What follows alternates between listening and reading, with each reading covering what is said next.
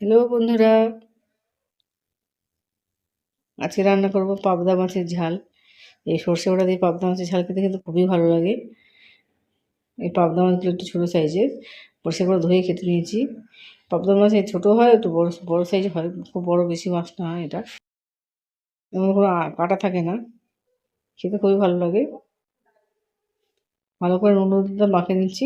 3টে কাঁটা আছে, ছাড়িয়ে নিই। দুটো কাঁটা ছাড়িয়ে নিলেই হয়ে যায়। মোটা মোটা কাঁটাগুলো ছেড়ে ফেলে দিলে দুটো, আর কোনো কিছু থাকে না। এবার এই মাছ রান্না করতে কিন্তু বেশি তেলও লাগে না, অল্প তেলে এই মাছগুলো কিন্তু খুব ভালো ভাজা হয়ে যায়। তেলটা একটু ভালো করে গরম করে নেবেন।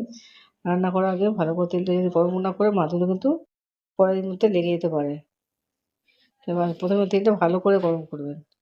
তেলটা যেন ধোয়া ধোয়ার মতো উঠবে, তারপরে কিন্তু মাছটা ছাড়বেন। তাহলে মাছগুলো কিন্তু ভালো মতো উঠে আসবে। হুম, আমার একবার মাছগুলো আমার ভাজা হয়ে গেছে।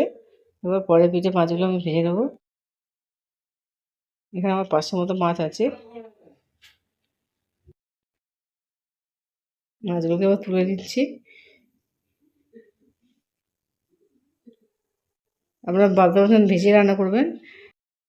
কাঁচা অবস্থায় কাঁচা মাছ দিয়ে রান্না করতে খুব একটা ভালো লাগে না। এই মাছ ভেজে অবস্থায় বিভিন্ন রকম ঝাল করতে পারেন, পেঁয়াজ দিয়ে ঝাল করতে পারেন, কিংবা সরষে বাটা দিয়ে যে কোনো রকম রান্না করলে সব রকমভাবেই খেতে ভালো লাগে।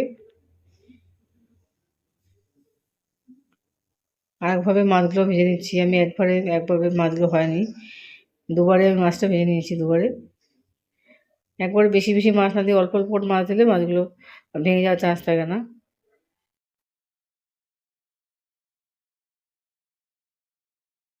আপনার বাড়িতে কে কে পাবদা মাছ পছন্দ করেন আমাকে কমেন্টে জানাতে পারেন। পাবদা মাছ কিন্তু বাচ্চারাও খেতে পারে, যেহেতু কাঁটা নেই, যেহেতু বাচ্চারাও খেতে পারে। এবার একটা পেঁয়াজ নেবো, একটা পেঁয়াজ, কাঁচা লঙ্কা নিয়েছি, সরিষা নিয়েছি। পেঁয়াজটা বেশি দেবো না, অল্প একটু পেঁয়াজই দেবো। ছোটো সাইজের পেঁয়াজটা নিয়েছি। এখানে কালো জিরা ফোড়ন দিয়ে দিলাম। কালো জিরা অবশ্যই ফোড়ন দেবেন, তাহলে খেতে কিন্তু ভালো গন্ধটা আসে। কাঁচা লঙ্কা দিয়ে রান্না করছি, এটা কাঁচা লঙ্কা দিয়ে রান্না করব। কাঁচা লঙ্কা দিলাম, সাথে লাল সরষে দিয়েছি। আপনার এর সঙ্গে সাদা সরষে মেশাতে পারেন।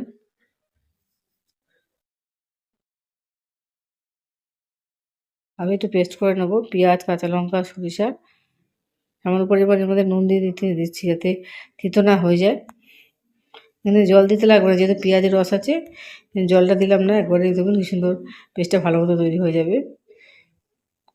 কালো জিরা ফোড়ন দিয়েছিলাম, এবারে হলুদ আর যে বাটা মশলাটা করেছিলাম, বাটা মশলাটা দিয়ে ভালো করে নেড়েচেড়ে দেবো। এবার হলুদের কাঁচা গন্ধটা যতক্ষণ না দূর হচ্ছে ততক্ষণ ভালো করে নাড়তে থাকবো। এবং লাইক এবং সাবস্ক্রাইব করতে ভুলবেন না। কমেন্ট অবশ্যই আমাকে জানাবেন আপনাদের পাবদা মাছ কীরকমভাবে রান্না করা পছন্দ। পরিমাণ মতো নুনটা দিয়ে দিচ্ছি। এবার জল দিয়ে দেবো। ভালো মতো কষানো হয়ে গেলে জল দিয়ে দেবো। মাছ অনুযায়ী আপনারা জল দেবেন, যতটা মাছ নেবেন সেই অনুযায়ী। বেশি জল দেবেন না, তাতে সর্ষে বেশি ফুটে গেলে ভালো লাগবে না খেতে। মশলা ধোয়া জলটাও দিয়ে দিচ্ছি আস্তে আস্তে করে। জলটা ফুটে উঠলে তবে কিন্তু মাছগুলো দেবো। মাছ যখন ভালো মতো না ফুটলে কিন্তু দেবেন না। ঝোলটা যখন ফুটে উঠবে, তারপর গিয়ে আমি আস্তে আস্তে করে মাছগুলো দেবো। যখন কি সুন্দর ফুটে উঠেছে, এবার আস্তে আস্তে করে মাছগুলো ছেড়ে দেবো। মাছ দিয়ে বেশিক্ষণ রাখা দরকার নেই, যেহেতু নরম মাছ, বেশিক্ষণ রাখার দরকার নেই। বেশি ফোটানোর দরকার নেই। আর যখন গ্রেভিটা যখন ঘন হয়ে আসবে, তখন মাছটা আমি নামিয়ে দেবো। এবার ভালো মতো মাছের মশলাটা ঢুকে যায়।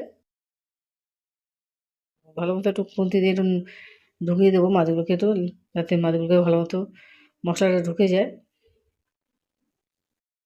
খুব সহজে মাছটা রান্না করতে পারবেন, যে কোনো মানুষ এভাবে মাছ রান্না করে দেখুন। পাবদা মাছটা রান্না করা খুবই সহজ, আর খেতেও যেমন সুস্বাদু, রান্না করাও খুব চটপট হয়ে যায়। কমেন্টে আপনাদের মতামত জানাবেন। এখন বেশি ঘন করার দরকার নেই, এটা ঠান্ডা হলে একটু জমে যাবে। রেডি হয়েছে আমার পাবদা মাছের সরষে বাটার ঝাল। আপনারা অবশ্যই গরম গরম পরিবেশন করুন, সবাইকে খাইয়ে দেখুন।